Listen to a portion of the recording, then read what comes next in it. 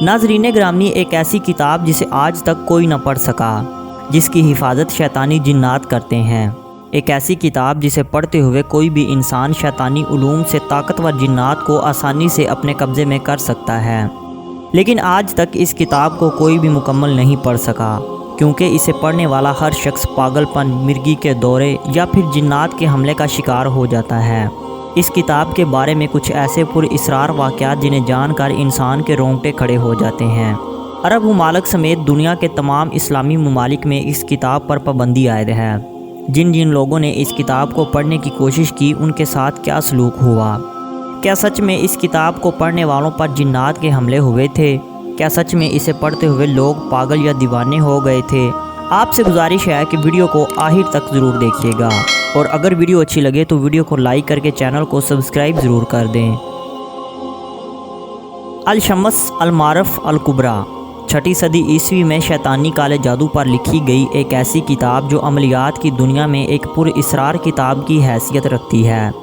متنازع ہونے کی وجہ سے آج بھی سعودی عرب اور پاکستان سمیت دنیا کے دیگر ممالک میں پابندی کا سامنا کر رہی ہے۔ عام طور پر اس کتاب کے بارے میں معلومات رکھنے والے افراد یہی جانتے ہیں کہ اسے 6 صدی عیسوی میں لکھا گیا تھا، لیکن اسے لکھنے والے صحیح شخص کا کچھ پتہ نہیں۔ بعض روایات میں آتا ہے کہ اسے الجیریا کے احمد بن ابو الیوسف نے اسے شیطانی اور پرانے جناتی نسخوں کی مدد سے لکھا تھا۔ یہ بھی کہہ سکتے ہیں کہ شیطانی جنات نے انسان پر قبضہ کر کے خود اسے لکھوایا ہو، تاکہ انسانوں کو جنات کی طرف اٹریکٹ کر کے ہر ان کے بگڑے کام کو اللہ کو چھوڑ کر جنات سے لمحوں میں کروانے کی امید دلا کر اللہ سے دور کر کے شرک میں مبتلا کر سکیں۔ اور جنات ایسا اس لیے کرتے ہیں کیونکہ اللہ تعالیٰ نے واضح طور پر ارشاد فرمایا ہے کہ جادو کرنے اور کرانے والے دونوں ہی دائرہ اسلام سے خارج ہیں، اس لیے کہ انسان جادو میں اللہ تعالیٰ کو چھوڑ کر جنات اور شیاطین سے مدد مانگتا ہے، جو کہ کفر ہے۔ اب ظاہر سی بات ہے کہ جنات اور شیاطین انسانوں کے کام کسی نفع کے بغیر تو نہیں کرتے ہوں گے۔ وہ عملوں کے ذریعے انسانوں سے ایسے گندے اور غلیظ کام کرواتے ہیں کہ انسان کبھی سوچ بھی نہیں سکتا۔ مثلاً قرآن پاک کی آیات کو الٹا کر کے لکھنا، ان میں رد و بدل کرنا، زندگی میں کبھی بھی غسل نہ کرنا، جسم پر غلاظت ملنا، زنا کرنا یا پھر کسی کا قتل کرنا، اللہ اور اس کے رسولوں کی توہین کرنا وغیرہ۔ اتنے غلیظ کام کہ ہم انہیں اپنی زبان سے بیان بھی نہیں کر سکتے، کیونکہ جنات اور شیاطین شروع سے ہی انسانوں کے دشمن ہیں، اور وہ انسانوں کو جہنم میں دیکھنا چاہتے ہیں۔ وہ انسانوں کے دلوں میں وسوسے ڈالتے ہیں تاکہ وہ عاملوں کے پاس جائیں۔ ناظرین، الشمس المعارف الکبریٰ عربی، عبرانی اور یہودیوں کے زیر استعمال دیگر دوسری کتابوں میں لکھی گئی ہے، لہٰذا انہیں صرف عربی زبان پڑھنے اور سمجھنے والے ہی سمجھ سکتے ہیں۔ یہ کتاب مکمل لکھے جانے کے بعد 100 سال کے لیے غائب ہو گئی تھی، کیونکہ جو بھی اسے پڑھنے کی کوشش کرتا تھا وہ پاگل ہو جاتا تھا یا جنات اس پر حاوی ہو جاتے تھے۔ تقریباً 100 سال تک یہ کتاب اپنی اصلی حالت میں ویسے ہی پڑی رہی ہے۔ 100 سال بعد وہ کتاب ایک عامل کے ہاتھ لگی، جس نے کتاب کے نسخوں میں معمولی سی رد و بدل کر دی، اور کچھ ایسے نسخے جن کی وجہ سے جنات اس کتاب کی حفاظت پر مامور تھے، وہ سارے نسخے نکال دیے۔ وہ ایسے نسخے تھے کہ جن کو پڑھ کر کوئی عام انسان بھی بڑے سے بڑے دیوقامت جنات کو آرام سے اپنے قبضے میں کر سکتا تھا۔ جنات اس کی حفاظت صرف اس لیے کرتے تھے تاکہ لوگ اسے پڑھ کر جنات کو اپنے قبضے میں کرنا بھول جائیں۔ اس کتاب کی لکھائی اور اس کی زبان کا مطالعہ کرنے کے بعد یہ بات تو واضح ہے کہ یہ کتاب کسی یہودی نے لکھی تھی، اور وہ سلیمان علیہ السلام کے دور کے جناتی علوم سے اچھی طرح واقف تھا۔ 6 صدی عیسوی کے اختتام پر یہ کتاب محمد بن علی بن زید کے پاس گئی۔ وہ شخص ایک مالدار تاجر تھا۔ اس شخص نے وہ کتاب ایک بھاری رقم خرچ کر کے خریدی تھی، تاکہ وہ اس کتاب کے ذریعے جنات کو اپنے قبضے میں لے کر مزید دولت اکٹھی کر سکے۔ لیکن اس وقت ابھی کتاب میں نسخوں کی رد و بدل نہیں ہوئی تھی، اور وہ کتاب بالکل اپنی اصلی حالت میں تھی۔ اس کی اور کوئی بھی کاپی اس وقت دنیا میں موجود نہیں تھی۔ اس کا کہنا یہ تھا کہ وہ جب بھی اس کتاب کو پڑھنے کی کوشش کرتا تو اس کے سامنے کالا دھواں آ جاتا اور وہ بے ہوش ہو جاتا۔ اس نے کئی مرتبہ اس کتاب کو پڑھنے کی کوشش کی، لیکن ہر بار ایسا ہی ہوتا۔ بالآخر اس تاجر نے وہ کتاب بغیر پڑھے ایک روحانی علوم رکھنے والے ایک عالم کو دے دی۔ جب اس کتاب کو اس عالم نے پڑھا تو پتہ چلا کہ اس کتاب کی حفاظت پر جنات مامور تھے۔ چونکہ وہ کتاب خود ایک جادو اور عملیات کا ایک بہت بڑا ذخیرہ تھی، اس لیے جنات بھی اس کتاب پر قادر نہ تھے کہ وہ کتاب میں کوئی رد و بدل کر سکتے۔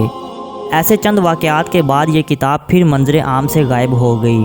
اس کے بعد پھر جب وہ 7ویں صدی عیسوی میں منظر عام پر آئی تو اس میں موجود مواد کو ایک حد تک حذف کر دیا گیا تھا۔ موجودہ کتاب میں موجود وظائف میں سے اب بھی بعض عمل ایسے ہیں جنہیں پڑھنے والا اگر کوئی عام انسان ہو جو عملیات کی ذرا بھی جانکاری نہ رکھتا ہو، وہ خود ایک بہت بڑی ناگہانی آفت سے دوچار ہو سکتا ہے۔ آج اس کتاب کے عملیات کے بارے میں کسی کو کچھ معلوم نہیں کہ کون سا عمل کس کام کے لیے ہے، کیونکہ اسے پڑھنے والا ہر شخص بے ہوش ہو جاتا اور ہوش آنے پر وہ سب کچھ بھول چکا ہوتا تھا کہ وہ کون سا عمل کس کام کے لیے کر رہا تھا۔ علی بن ابراہیم، جس کا تعلق روحانیت سے تھا، انہیں عربی، عبرانی اور دیگر کئی زبانوں پر عبور حاصل تھا۔ انہوں نے بتایا کہ عام طور پر قرآن مجید کے اندر موجود سورہ جن 3 سے 4 صفحات پر مشتمل ہوتی ہے، لیکن اس کتاب میں لکھی گئی سورہ جن 13 صفحات پر مشتمل ہے، کیونکہ اس کتاب میں سورہ جن کے اندر جا بجا عبرانی زبان کے اندر عملیات کو لکھا گیا ہے۔ ناظرین، یمنی روحانی علوم رکھنے والے علی بن ابراہیم کا کہنا تھا کہ اس کتاب میں بعض مقامات پر شیطانی علوم اور جنات کی مدد لینے کے طریقے اس انداز سے لکھے گئے تھے کہ اس سے ایسا محسوس ہوتا تھا کہ گویا ان طریقوں کے ذریعے براہ راست اللہ تعالیٰ سے مدد مانگی جا رہی ہے۔ کتاب کے اندر قرآنی آیات، انبیاء کرام کے نام اور معروف فرشتوں کے ناموں کے علاوہ بعض اسماء الحسنہ کا بھی ذکر کیا گیا ہے۔ ان عملیات کے نیچے ان کے طریقوں کے ساتھ ساتھ یہ بات بھی ظاہر کی گئی تھی کہ ان علوم سے فرشتے اللہ تعالیٰ کے حکم سے انسانوں کی مدد کو پہنچتے ہیں، لیکن حقیقت میں یہ سب کچھ ایک روحانی علوم رکھنے والا شخص ہی سمجھ سکتا ہے۔ یہاں شیطانی علوم کے ذریعے قرآنی آیات کی بے حرمتی کی گئی ہے۔ کہا جاتا ہے کہ یمن کے علاقے عدن کے اندر ایک روحانی عامل السائی نے جنات کو چکمہ دے کر اس کتاب کو پورا پڑھ لیا تھا۔